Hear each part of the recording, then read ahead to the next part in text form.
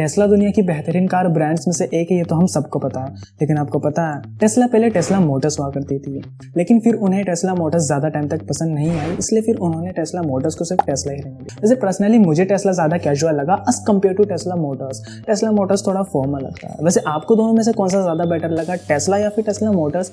मुझे comment section में ज़रूर बताएं।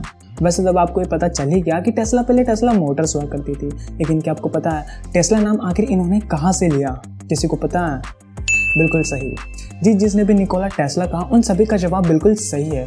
Sir Nikola Tesla Serbian American engineer और एक ग्रेट फिजिसिस्ट थे, जिनके नाम पर आज टेस्ला कंपनी है। और जिस किसी को भी इसका आंसर नहीं पता था, आप बिल्कुल भी टेंशन मत लो यार, मुझे जल्दी से सब्सक्राइब करो ताकि आपको ऐसी ही नॉलेजेबल वीडियो हमेशा मिलती रहे। सो टेस्ला नाम के पीछे का रीज़न जानने के बाद अब हम आगे बढ़ते हैं। जैसा कि हम सबको पता है टेस्ला के सीईओ आज तक इलॉन मस्क है, लेकिन आपको जानकर हैरानी होगी कि इलॉन मस्क ने टेस्ला की शुरुआत नहीं की थी, बल्कि टेस्ला की शुरुआत आज से 18 साल पहले 2003 में American entrepreneurs Martin Eberhard and Mark Tarpenning ने की थी, जिसमें मार्टिन एबरहार्ड टेस्ला के सीईओ थे और मार्क टर्फेनिंग सीएफओ। अगर आपको ये नहीं पता है कि सीईओ और सीएफओ क्या होता है और इनका कंपनी में क्या रोल होता है, तो मैं आपको शॉर्ट में समझाता हूँ। लेकिन उससे पहले अगर आपको इनके बारे में पता है तो आप स्क्रीन पर दिए गए टाइमिंग तक स्किप कर सकते हो। और अगर आपको इनके बारे में नहीं पता है तो सीईओ का full form chief executive officer होता है, जिसे हिंदी में मुख्य कार्यकारी अधिकारी कहते हैं। अगर मैं इसे आसान भाषा में समझाऊं तो सीईओ कंपनी का कर्ता धर्ता होता है, जो कि कंपनी के सारे अहम फैसले लेता है। और हाँ, कंपनी के सारे एम्प्लॉयज इसी के अंडर काम करते हैं। अब बात करें सीएफओ की, तो सीएफओ का full form chief financial officer होता है ना। अब आपको इसके फुल फॉर्म से ही पता लग गया होगा कि फाइनेंस से ही रिलेटेड काम करता होगा, है ना, जिसे हिंदी में मुख्य वित्तीय अधिकारी कहता है। इसकी कंपनी में सीनियर फाइनेंस मैनेजर की पोस्ट होती है और इसी के ऊपर कंपनी के सभी फाइनेंस से रिलेटेड सभी गतिविधियों पर नजर रखने और उनको मैनेज करने की जिम्मेदारी होती है। अगर इस बीच यह कुछ ऊंच नीच करता है तो यही इसका जिम्मेदार होता है। अब आपको समझ आ गया होगा कि सीईओ और सीएफओ क्या होता है और इनका कंपनी में क्या रोल होता है। तो चलिए आते हैं वापस अपने टॉपिक पर कि इलॉन मस्क ने टेस्ला की शुरुआत नहीं की, तो आखिर वो आज टेस्ला के सीईओ कैसे हैं? अब ये जानने के लिए हमें वापस 2003 में जाना होगा, जब टेस्ला की शुरुआत हुई थी। देखो, टेस्ला की शुरुआत होने के एक साल के अंदर ही टेस्ला को $7.5 मिलियन की फंडिंग मिली थी, जिसे 3 अलग अलग पर्सनैलिटी ने इन्वेस्ट की थी, जिसमें सबसे पहले लॉन राई थे, जिन्होंने सबसे पहले फंडिंग की और टेस्ला के 3rd एम्प्लॉय बने। फिर टेस्ला में उस शख्स की एंट्री होती है जिसे हर कोई रियल वर्ल्ड आयरन मैन के नाम से जानता है, दी इलॉन मस्क। Feb 2004 में अकेले इलॉन मस्क $6.5 मिलियन के साथ टेस्ला को ज्वाइन करते हैं और बोर्ड ऑफ डायरेक्टर के चेयरमैन बनते हैं, chairman of the board of director. अब इसे आसान भाषा में कहा जाए तो इसका काम कंपनी को प्रॉफिट दिलवाना होता है। इलॉन मस्क के टेस्ला में ज्वाइन होने के बाद ही आते हैं जेबी स्ट्रॉबेरी, जो कि उसी $7.5 मिलियन इन्वेस्टर्स में से एक थे।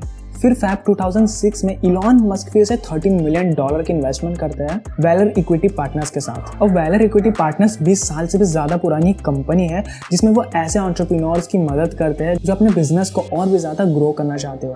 फिर उसके 3 महीने बाद वापस इलॉन मस्क $14 मिलियन की इन्वेस्टमेंट करते हैं अपने कुछ टेक्नोलॉजी पार्टनर्स के साथ, जिसमें गूगल के cofounder Sergey Brin, Larry Page, eBay के first CEO Jeff Skoll, Hyatt के सीईओ निक प्रिट्जकर के साथ Draper Fisher Jurvetson, Capricorn Investment Group और the Bay Area equity fund शामिल थे।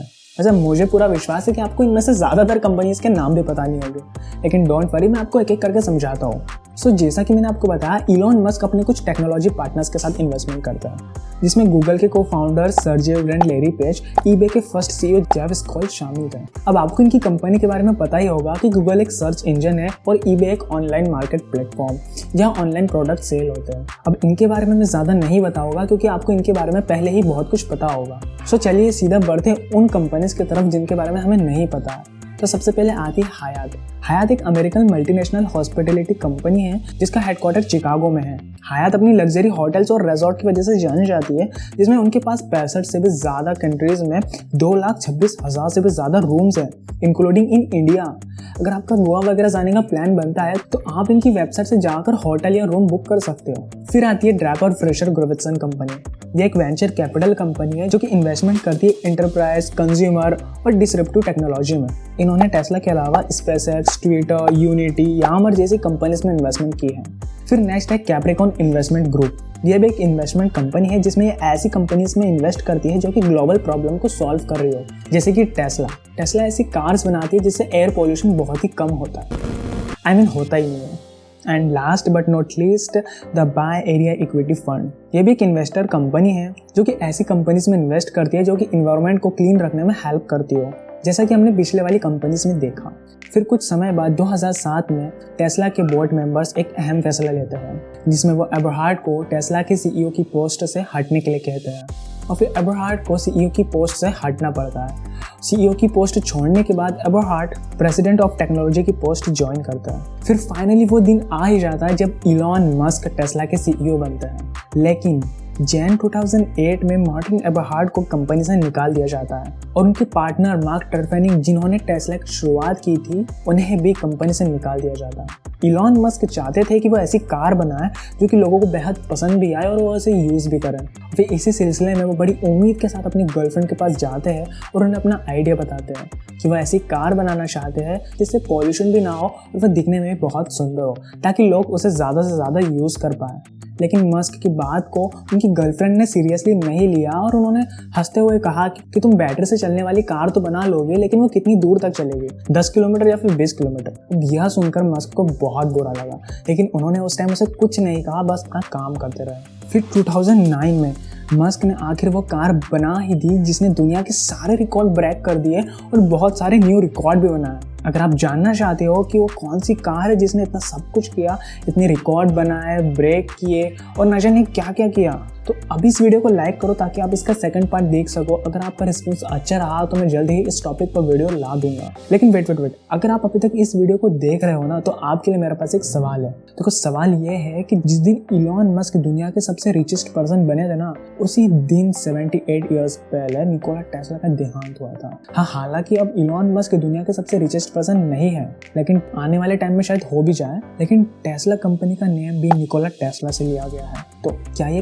कोइंसिडेंस है या फिर कुछ और? मुझे कमेंट सेक्शन में जरूर बताएं कि आप इस बारे में क्या सोचते हो।